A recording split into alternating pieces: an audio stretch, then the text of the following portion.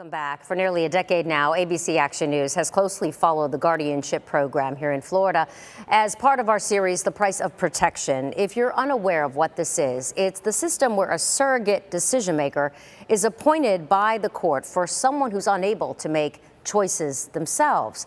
But as you can imagine, a variety of issues have really come about over the years, and now there are major calls for change. And Jameson, I know you have more on that. Yeah, Wendy, AARP has announced that reforming professional guardianship is one of the organization's top priorities during Florida's upcoming legislative session. But a proposed bill calling for changes has already been withdrawn. Tonight, as part of our commitment to you, we're following through on this topic with I-Team investigator Adam Walser speaking with the man leading the charge to help protect some of our most vulnerable people. Why don't you want to talk to us, Rebecca? The Rebecca Furley trial involving the death of a man under the care of a professional guardian ended in a mistrial in September. In December, the Pinellas County Clerk released a scathing report outlining problems with professional guardian Tracy Hudson's cases as she awaits trial on multiple felony charges. Just two recent examples of problems with Florida's professional guardianship system.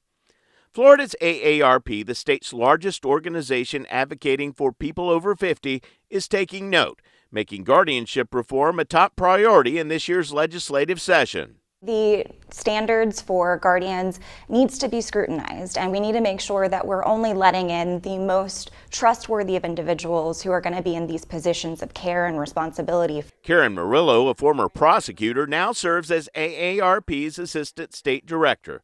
She says about 100 trained volunteers lobbied lawmakers during the weeks leading up to the session. Why is this such an important thing that your organization keeps an eye on this? We need to be prioritizing meaningful reform in guardianship and making sure that we're putting the protections in place to safeguard the rights and welfare of these individuals who are under guardianship, because they don't always have the opportunity to advocate for themselves. Guardianship is a legal process in which a judge can strip away a person's rights if they are found to be incapacitated.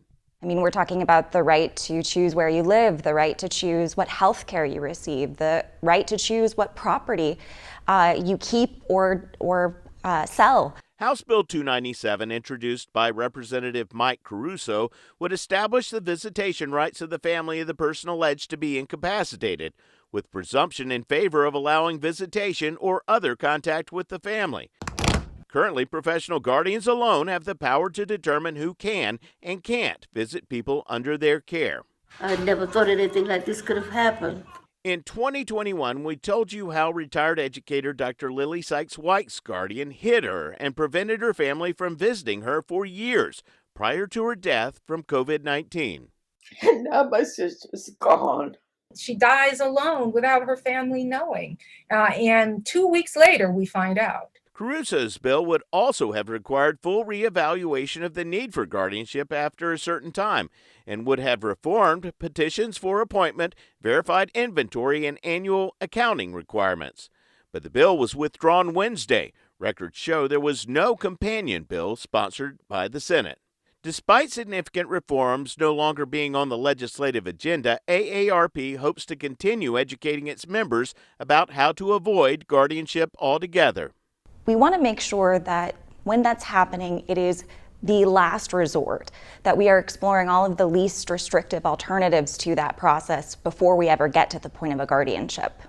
You can go to abcactionnews.com for more information about powers of attorney, healthcare surrogate documents, and living wills, which can help you and your loved ones avoid ending up in court-ordered guardianship. I'm I-Team investigator Adam Walser, taking action for you.